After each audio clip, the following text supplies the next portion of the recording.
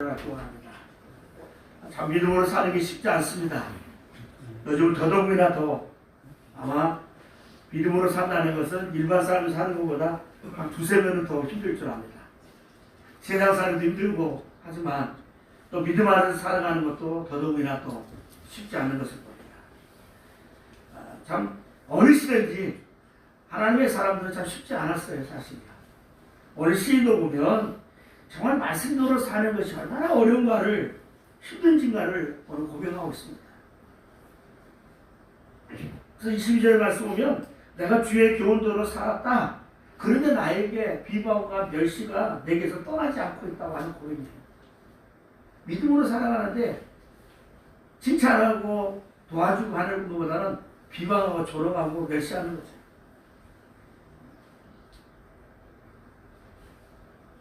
왜 주의 교훈대로 살았다면 제대로 산 것인데, 정말 주의 교훈대로 산다는 것은 하나님의 계명을 지키고 사람들에게 본이 되는 그런 삶을 살았다는 것인데, 도리어 이런 삶이 어째서 비방과 멸시의 대상이 됐냐 하는 거예요.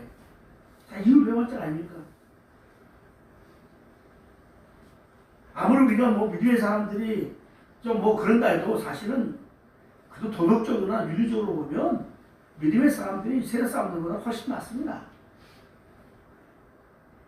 우리가 죄짓고 회개하면 된다고 하지만 그런 마음속에 좀 방종을 한다고 하지만요, 사실은 달라요. 분명하게.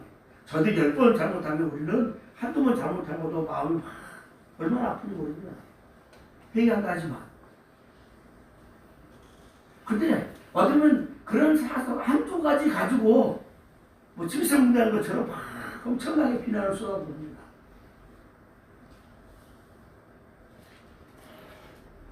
오늘 본문에서 비방이라는 것은 뭡니까? 사람 뒤에서 수구수구거리는 거예요. 비방이라는.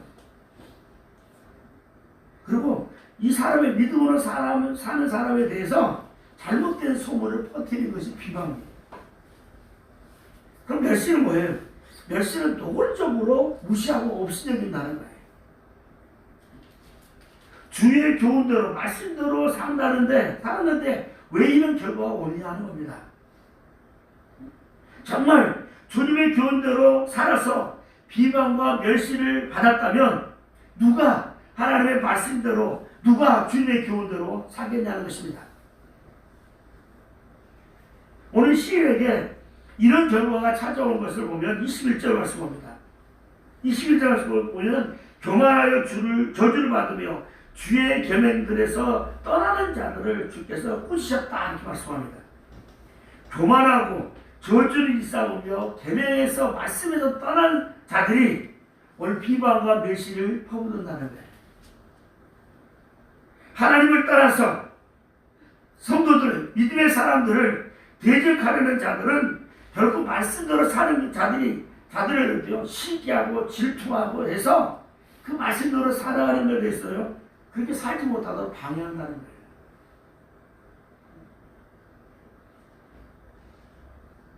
근데 오늘 이 비방하고 멸시하는 그 사람들의 속에서는 오늘 보면 말씀보니까 교관들도 있다고 말합니다.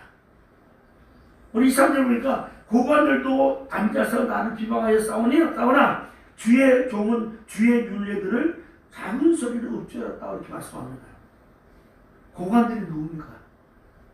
사회적 지위가 있고 나름대로 도덕적인 책임을 가진 사람들 말합니다. 그리고 권력, 명예도 있고 하는 사람들이에요.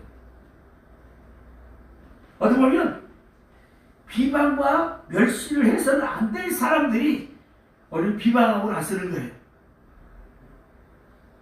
그래서 이런 자들의 결과는 뭐냐? 바로 주님이 꾸짖으신다는 겁니다.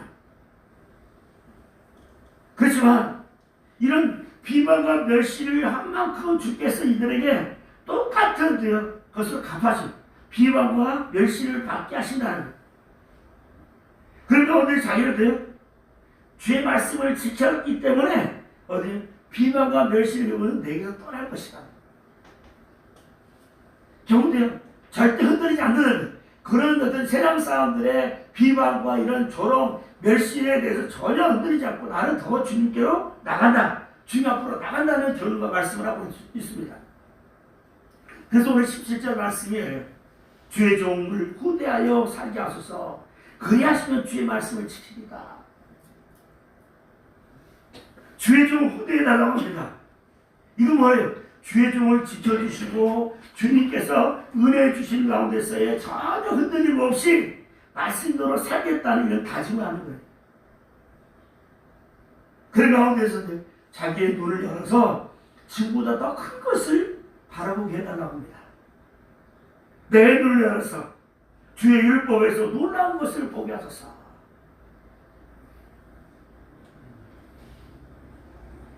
유한적이고 나그네적인 삶을 사는 이 세상에서 오직 소망은 그 말씀밖에 없다는 거예요.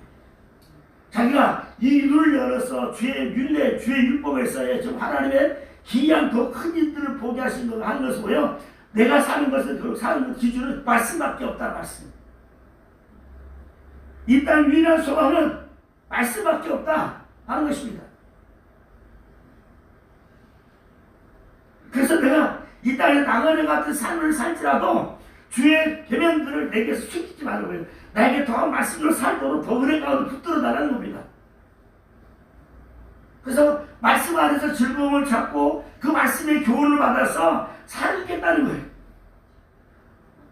뭐 세상 사람들이 나름대로 뭐 교관들이 뭐 세상에서 명예나 권세가 있는 사람들이 나를 아무리 비호하고 멸시한다 할지라도 나는 주의 말씀 앞에 살아가는 것, 이게 내가 유일한 소망이고 이게 바로 내 삶의 지표라는 거예요. 사실 오늘 우리도 이런 비방과 멸시 속에 살아갑니다. 왜 그럴까요? 왜 비방하고 저 멸시를 받습니까? 초대 말씀 기부관처럼 세상 사람들 불신자들보다는 더 나은 삶을 살고 있기 때문에 그렇습니다. 분명한 거예요. 만약 우리가 이런 상황 속에서 이런 신자의 모습, 성도의 하나님의 자녀들의 모습을 잃어버린다면 이들의 비방과 멸시가 더 거세게 임할 것이고 또 다른 방법으로 성도들을 데려갈 것입니다. 미국의 일리노이 주의 스프링필드에 가면 링컨 대통령의 뮤지엄이 있다고 합니다. 그곳에서 링컨 그 생존 당시에 신문에 게재됐던 그 만평들을 모아놓은 그 전시실이 있는데 노예 해방력을 들고 있는 원수의 링컨이라 이렇게 제목에 만화가 있다. 그래서 링컨 대통령은 언론에서 고릴라 원숭이 또는 개코 원숭이로 묘사했다. 이 흡혈기라는 만화에서는 링컨은 미국의 세피와 생명을 빨아먹는 흡혈기며 권력을 유지하기 위해 남북 전쟁을 연장시키고 있다고 하는 이런 설명을 붙여놨다고 합니다. 그러니까 링컨에 대해서 이야기하면서 만화를 그려가면서 이렇게 흡혈기를 하고 이렇게 고양이 개코 원숭이처럼 이렇게 고릴라처럼 왜 사실 얼굴이 가보면 그렇잖아요. 그러니까 어떤 대통령을 대통령으로서의 어떤 인정하고 존경하기보다는 뭐 그가 하고 있는 일에 가까이 극렬한 반대라는 거죠. 심지어 어떤 만화에서 피해 목마른 살인자인 링컨은 양키 자유라는 칼을 들고 있다 이렇게 합니다. 그래서 19세기 헤롯이라는 그 만평에는 링컨은 권력의 굶주린 헤롯왕과 비교를 했어요. 초대 헤롯왕이 뭐거든요? 자기의 뭐 적대하는 거 다 아들까지 심지어 다 죽여버려요. 자기 권력에 뭐 방해가 될까 하는 거 거짓들이라면 다 죽입니다. 그에 빗대서 링컨을 이렇게 이처럼 위대한 대통령 링컨도 혹독한 비방을 받았습니다. 그러나 그런 비판 앞에 결코 무너지지 않았습니다. 꿋꿋이 노예 해방을 이루고 민주주의의 꽃을 피웠습니다. 예수님도 수많은 비방을 받았습니다. 하지만 하나님의 뜻을 성취하기 위해서의 위대한 생애를 사셨습니다. 비결이 어디에 있을까요? 비방 앞에 무릎 꿇는 것이 아니라 하나님께 무릎을 꿇었기 때문입니다. 그리고 하나님의 이루로 승리하셨습니다. 혹시 주변에 그 비방 때문에 아파하신 분이 계십니까? 비방보다 큰 하나님의 위로를 묵상하며 힘을 내시길 바랍니다. 오늘 시인은요, 늘 말하면 읊조렸다고요. 주의 위를 보고 주의 말씀을. 그리고 자신은 어때요? 우리는 오늘 말하면 우리는 기도하는 거예요. 하나님 아시죠? 들으시죠? 보시죠? 하나님 은혜로 함께 해주세요. 예수님처럼 십자가에 안에 있는 전쟁에서 하나님 저들이 모르고 저는 지금 저들에게 죄값 돌리지 말라고 한 것처럼 하나님 저들을 궁히 위로해 주시고 자비해 주시고 지금 몰라서 저렇습니다. 하나님 이런 기도하는 거예요. 남의 말하기는 식은 죽 먹기라는 말이 있듯이 사람들은 칭찬보다는 쉽게 비방하기를 좋아합니다. 성경에서 남의 말 좋아하는 자의 말은 별식과 같아서 뱃속 깊은 데로 내려간다. 이렇게 잠언 22장 6절에 말씀하고 사람들의 흉을 봐고 이런 비밀을 알아내서 이것을 좋아하는 사람들, 말하는 일 좋아하는 사람 버릇들이 있다는 거예요. 이스라엘 위대한 지도자 모세의 아내가 죽었고 난 다음에 돼요? 정말 식구랑 얼마나 고생합니까? 도망자로 왔던 모세를 만나서 결혼하잖아요. 그럼 적어도 어디 40세에 만났다면 거의 80년 가까이, 한 7, 80년 가까이는 살았을 거예요. 모세가 뭐 나중에 구스에나 결혼해도 언제인지 모르겠지만 하여간에 어디 죽었단 말이 안 나오잖아요. 죽은 거 나오잖아요. 성경에 퀴즈 하나 내겠습니다. 오늘 퀴즈에서 마치면 특식을 하나 드리겠습니다. 성경에 여자의 죽음의 나이가 나온 사람이 있어요. 한 사람.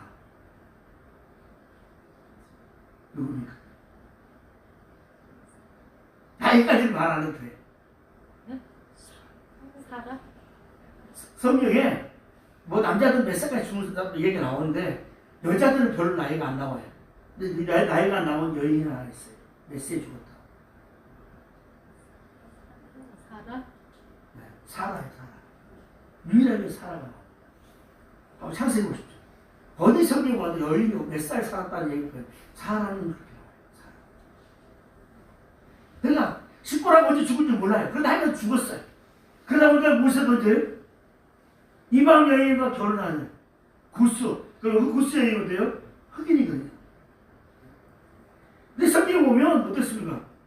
이방 여인과 결혼을 원천적으로 막잖아요. 하나님은 가나안 여인하고 절대 결혼 못하게 하잖아요.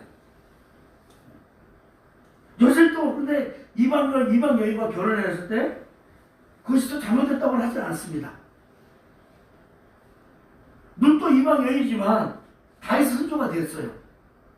육신적으로는 예수님의 조상이 되었습니다.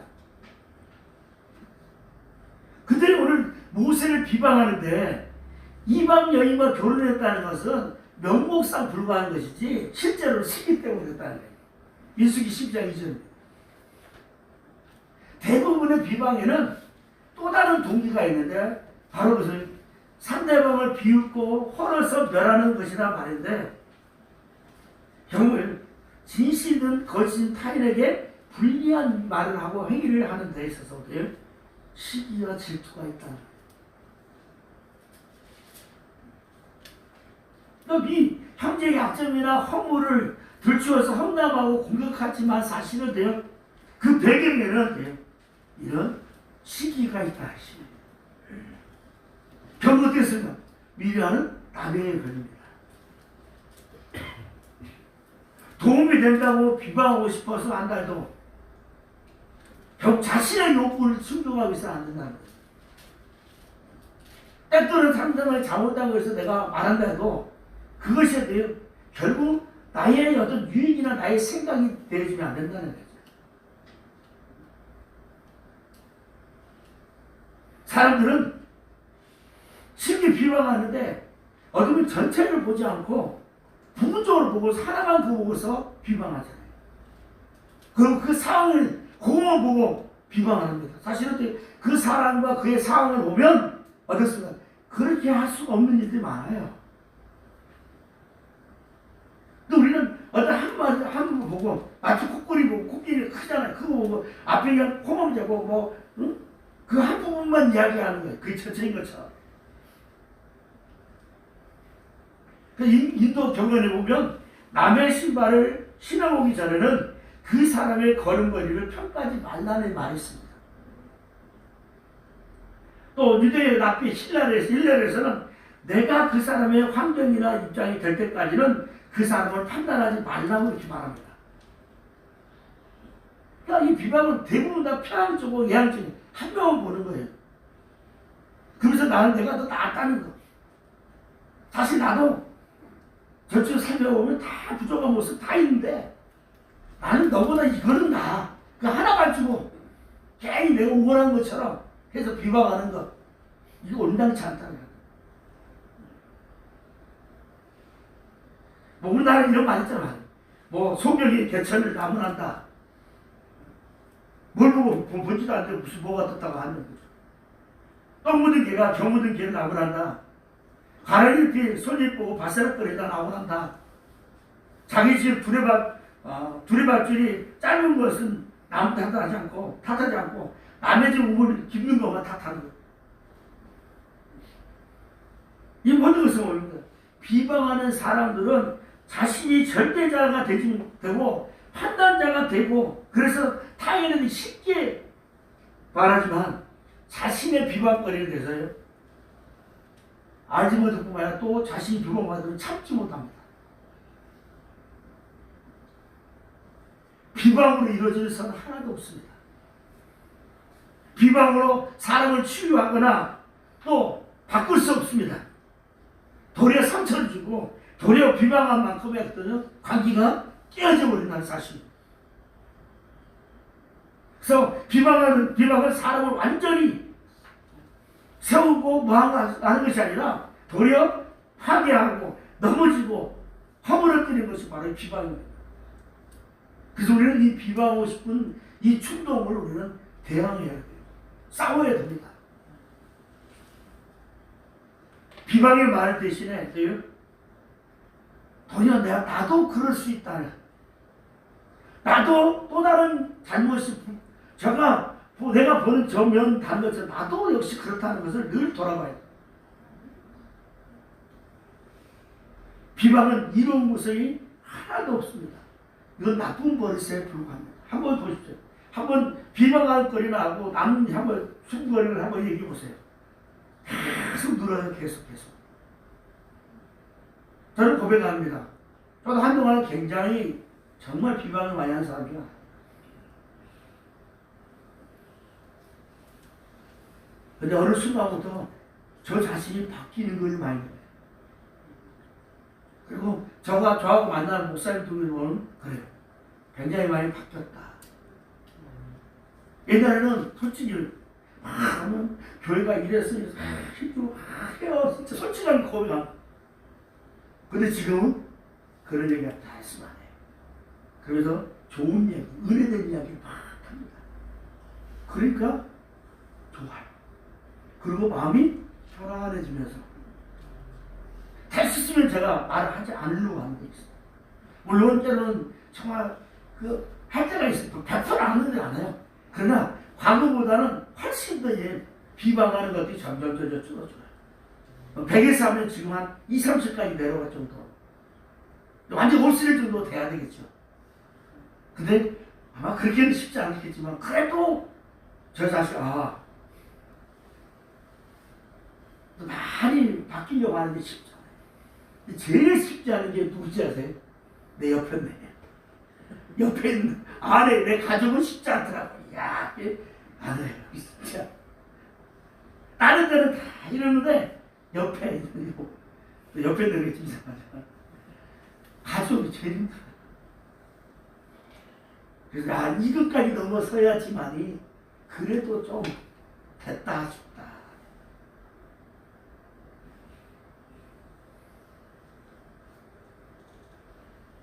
성경은 말씀합니다. 사람의 해방을 두려워하지 말라. 사람의 비방에 놀라지 말라. 라고 말씀합니다. 이사야 51장 10절에. 야고보서 4장 11절에 너희의 선한 것이 비방을 받지 않도록 로마서 14장 16절이고 야고보서 4장 11절에 보면 형제들아 피차 비방하지 말라고 말하고 있습니다. 비방하면 관계가 깨져버린다 했습니다. 허물어진다고 했어요. 사실 한번 보시죠. 가정에서 남편이 아내를, 아내가 남편이 자신이 부모를 다 막 엄마 아빠 자녀들 먼저 서로 간에 해보세요. 이게 집안이에요? 진짜 콩가루 집안으로 다 그 가정은 깨져버릴 거예요. 교회도 마찬가지죠. 교회 목사님 제가 성도 같더냐, 이 권사가 차례가 뭐가 또 해보세요. 제가 막 안 됐어요. 설교할 때마다 야 이기영 권사 왜 저래 막 해보시고 누구가 막 해보세요. 한번 생각해보세요. 매일 들 때마다 그냥 성도들 꼬집고 왜 못하냐, 말씀도 했는데 자기 가르쳤는데 왜 안 하냐고 해보세요. 아마 이 자리에 있으면 한 분도 없을 거예요. 목사님 저도 마찬가지일 거예요. 우리 목사 지금 성목사 같지도 않고 뭐 어쩌면 하면 저 아무 그냥 안 하고 그냥 가버리죠. 진짜 그럴 겁니다. 그러니까 비방은 절대 유익이 없어요. 하지 않는 게 진짜 복이에요. 그래서 오늘도 그런 비방과 메시지 나만도 지나가 듣지 말라는 오늘 시인은 그거예요. 내가 믿음으로 살아가는 게 일반 불신자보다는 분명히 나아요. 나을 수밖에 없어요. 우리는 횡단보도 그냥 훅 지나가도 어제도 운전하다가 그냥 신호위반 훅 지나가도요 마음이 이럴 때 이런 거 있어요. 물론 일반 사람도 그럴 수도 있지만 그러나 기독교는 달라요. 뭔가가 분명히 다 열에 하나라도 달릴 거란 말이에요. 그런데 왜 비방하냐? 왜요? 시기죠. 또 어쩌면 요청이죠. 너희들은 우리보다 달라야 돼. 사실 그렇잖아요.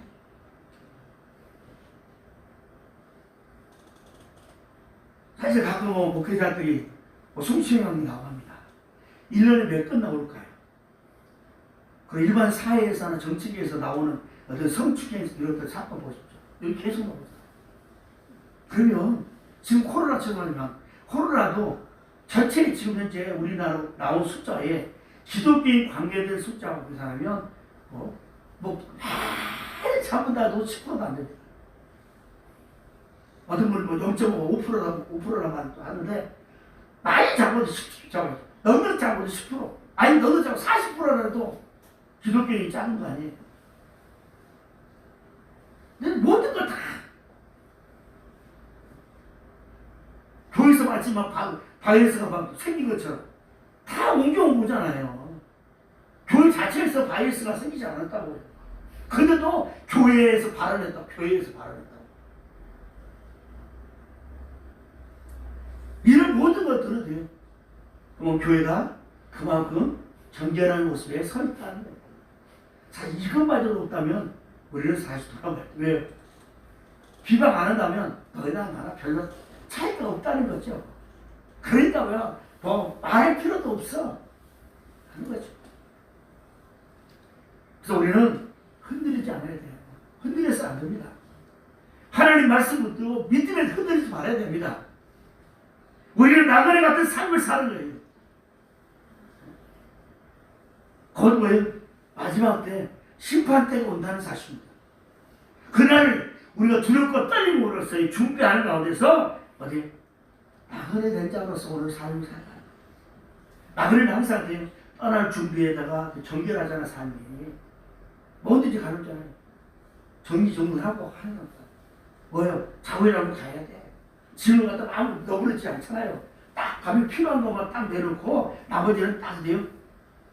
가만히 그냥 놓는 것처럼 우리가 그렇게 사는 거예요. 하나님 부르시면 또 가야죠. 건강하게도 가면 가야 됩니다. 코로나만 걸려도 준다요?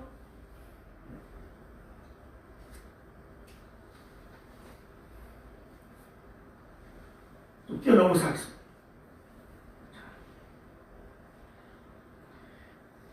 초교파 일부 선교회에서 조사했답니다. 24시간에 하루에 32만 명이 출산해요. 전 세계적으로. 그리고 16만 명이 죽는답니다. 매시간 7,000명, 매분 120명, 매초 딱딱한 2명이 전생에 죽는다. 지금 이 순간 딱 말할 수가 벌써 2-3명 죽어서 다 죽었어. 누가 그 대상이지? 아무도 알 수 없기에 언젠가는 다 방법대로 어떤 여러 가지 방법대로 한 거예요. 사고를 나가든 뭐 병사를 하든지 건강하다 심장마비를 가든지 얘는 그런 모든 방법을 그래서 우리는 다 떠날 때가 온다는 사실이 있지 말아야지. 그래서 오늘 우리는 이 땅에서의 준비는 뭐예요? 하나님의 나라의 죽음 이후의 것을 준비하는 자의 모습입니다. 모든 인생은 현실적을 가지고 현실만 보고 사는 자가 아니에요. 분명히 현실을 통해서 내일을 봅니다. 그렇잖아요. 오늘 내가 수고했으니까 내일 결과가 있을 것이라는 거죠. 오늘 하루하루 일하면 한 달에 월급 타는 거죠. 그렇죠? 성경이지? 하루 있다가 월급 주자 아니잖아요. 하루하루 쌓이면 25일날 준다면 25일날 딱 되면 월급이 나오는 것처럼 우리는 매일매일 어떤 내일을 준비하고 살아가는 거예요. 역시 마찬가지입니다. 오늘 우리 인생도요, 죽음 이후의 것을 준비하며 살아가는 겁니다. 그 이후의 것을 믿음으로 살아가는 데서의 하나님의 칭찬과 상급이 있기에 천국의 소망과 함께 확신을 가지고 살아가는 겁니다. 그런 성경은 나그네 왔다. 나 인생을 어떻게 하면 안개와 같다. 안개는 왜요? 햇빛 해복도 이렇게 싹 사라집니다. 푸른 꽃 같다고요. 연기라고 하고 있습니다. 그래서 우리가 이런 나그네가 산다 오늘 살아가는 데서 필요한 건 많이 있습니다. 식욕도 있어야 되고 성욕도 있어야 되고 소욕도 있고 명욕도 권력도 다 필요하지만 절제할 수 있는 그런 삶을 살아야 돼요. 그래서 단순하게 살 수 있어요. 단순하게. 나중에 한번 제가 책 구매를 한번 읽어보십시오. 단순하게 살아가는 책이 있습니다. 단순하게 사는 게 행복하다는 겁니다. 오늘의 삶을 그냥 있는 그대로 살아가는 거지 막 좀 계산하고 가지 말라는 거예요. 얼마나 힘들고 피곤합니까? 인생하고 싶죠. 우리 자녀들 비워도 내가 이렇게 하면 이렇게 해보세요. 그것 때문에 얼마나 힘들어요. 자녀들 힘들죠. 나도 힘들어요. 정말 행복하려면 물건들이든 재정 상태든 시간, 건강, 대인관계, 배우자의 관계, 자신과 이런 모든 걸 단순화시키라는 거예요. 그리고 멋있는 나그네 인생을 살면 되겠습니다. 품이 있는 삶을 터득한 행실을 올바르게 하라. 오늘 시인은 말씀대로 살겠습니다. 그래서 그 말씀의 은혜를 내가 깨닫고 그 은혜 안에 살도록 나를 붙들어 달라 하는 거예요. 오늘도 우리 이 고백을 할 수 있어야 합니다. 정말 말씀의 은혜 안에서의 손보다 다른 그 말씀, 그 말씀대로 해가는 가운데 주시는 그 은혜의 역사를 다른 것보다 세상에 치부하는 삶이 아니라 세상을 건지는 삶, 살리는 삶, 세우는 자로 삶을 살아가는 거예요. 그래서 우리 말씀을 무장해야 합니다. 어떠한 것이 비방이 있더라도 우리는 말씀대로 사는 것을 포기해서는 안 됩니다. 하나님의 말씀을 통해서 하나님은 돼요? 만들어가요. 우리 삶의 인생을 결정하고 계십니다. 사랑하는 여러분, 우리가 주변의 소리에 민감하지 말아야 돼. 너무 지나치게. 물론 듣고 우리가 잘못한 게 있으면 고쳐야도 하지만 그런 건 평가에 너무 민감해가지고 내 믿음에 대한 손해를 보지 말라는 거예요. 사실 아까 교관들이라고 말하지만 때때로는 믿음의 사람들이 나에 대해 그렇게 믿으면 뭐하냐, 너 혼자 뭐하냐 하면 사실 굉장히 힘들어요. 더 맥이 빠질 뻔합니다. 그러나 내가 하나님 앞에 이게 바르다면 그 길을 가야 돼요. 참 하나님을 원하시는 길이나 하면 그 길을 가야 되는 겁니다. 믿음에 대해서 하나님의 선함에 대해서 하나님의 이 공의와 정의에 대해서 우리는 어때요? 그걸 붙들고 포기하지 말아야 됩니다. 그렇게 더 말씀 안으로 들어와야 됩니다. 더 말씀을 가까이 하고 다가와야 돼. 말씀. 하나님 말씀을 더 많이 들어야 합니다. 기회되는 대로 우리를 비방하고 멸시하는 세력을 결말하지 말아야 돼. 분명히 하나님은 갚아주십니다. 이 땅에서 아니면 하나님 마지막 심판 때 분명히 하나님은 양과 염소를 믿음의 사람과 믿지 않는 사람과 구별하는 것, 구별할 필요가 없어요. 이미 딱 서 있습니다. 그런 것을 염소는 지옥에 가게, 하나님 믿지 않는 자는 지옥에 가게 됐습니다. 우리의 이런 결과를 이미 하나님 보여주고 말씀하셨습니다. 오늘 이 말씀 붙들고 우리 살아갑니다. 내 믿음 내가 지켜야 돼요. 누가 지켜주지 않습니다. 사주국방이란 말이죠. 우리나라가 지키지 미군이 다 지키지 않았어요. 미군도 어렵고 힘들고 전쟁이 이거 안 되겠다 싶으면 그냥 떠납니다. 이건 우리가 지켜야 돼요. 우리가 믿음은 내가 지키는 거예요. 그 지킴에 있어서 목사나 주변의 성도들하고 일부에서 멘토가 돼서 서로 간에 이렇게 도와주고 해서 격려하고 이렇게 함께 믿음으로 가도록 하는 것이지, 아무리 그러다고 내가 안 믿으면 안 믿어요. 우주차들도 생각납니다. 아빠, 나 하나님 못 믿어. 없어. 아빠가 목사니까 아는 게 있을 때 내가 있지. 안 가냐, 다음부터. 그래서 제가 속으로, 그러냐? 앞으로 아빠가 20년 목회를 하면 20년 동안 어렵게 교회 나오면 어느 순간 하나님 만나겠지. 그래서 너 목사들이기 때문에 너는 결국 목사들이 하나님 분을 떠날 수 없는 존재라는 거죠. 어떻게 그래도 그 복이잖아요. 지금은 힘들고 뭐 할 것 같아요. 친구들 좋아하니까 뭐 이게 좋을 건데 와서 예배드리니 성가들 이러지, 프로젝트 하다가 이러지, 지금 군대가 조금 철에 들어가 이런데, 그렇지만 저는 그래, 그거 너는 복입니다. 목사 아들이기 때문에 너는 교회를 못 따라가니까 어느 순간에 은혜가 될 때가 분명히 있을 거야.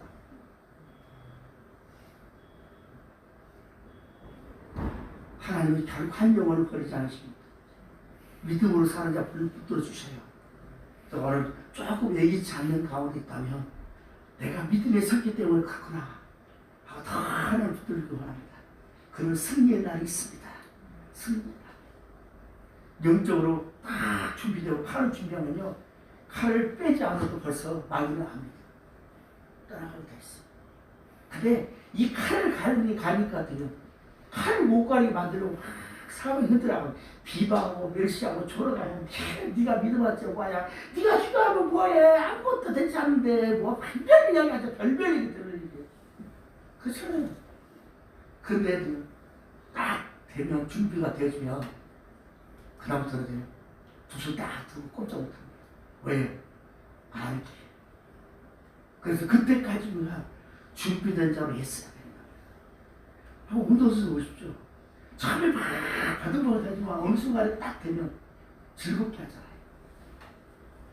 저 미국에서 한성민 선수라는 선수가 있어요. 처음에 잘 못한다고 해서 지금 그 친구가 꽤 나이가 있는데도 재밌게 즐겁게 배우고 한다. 이제 눈을 뜬 거예요. 어제도 보니까 지금 곧잘 하더라고요. 이렇게 재밌어요. 근데 저는 운동을 보면 저렇게까지 되기 위해서 얼마나 많은 훈련이 있고 얼마나 많은 노력이 있냐. 그러니까 어떻게 그다음부터는 실력을 인정해 주니까 남들보다 훨씬 똑같은 경기력하고 똑같은 수고하지만 그 대가는 훨씬 더 많잖아요. 우리 역시도 마찬가지입니다. 믿음으로 서는 데서 여러 힘들지만 그만큼 힘든 만큼 내가 다 강하게 더 준비되어지면 그 힘든 만큼 그만큼 영적으로 강한 자가 돼서 더 큰 축복을 받고 승리를 누립니다. 그래서 오늘도 하나님, 나를 비방하는 소리, 그 소리 안에서 그것 때문에 남과 소리가 그것 때문에 약해진 자가 아니라 도리어 하나님의 긍휼과 자비하심을 바라고 해서 하나님께 더 가까이 가는 자, 하나님 말씀에 서서 이기는 자로서 나가는 거야. 그래서 오늘 보면 10절 말씀처럼 주의 종을 후대하여 살게 하소서. 그리하시면 주의 말씀을 지키시다가 더 말씀의 은혜 가운데서 더 능력 안에서 결국 이긴 자로 결국 승리의 깃발을 높이 승리의 기치 높이 든 자로서의 주 앞에 쓰임받고 모든 일 앞에서의 하나님 함께 하시고 살으심을 증거하는 모든 성도에게를 주의 이름으로 축원합니다.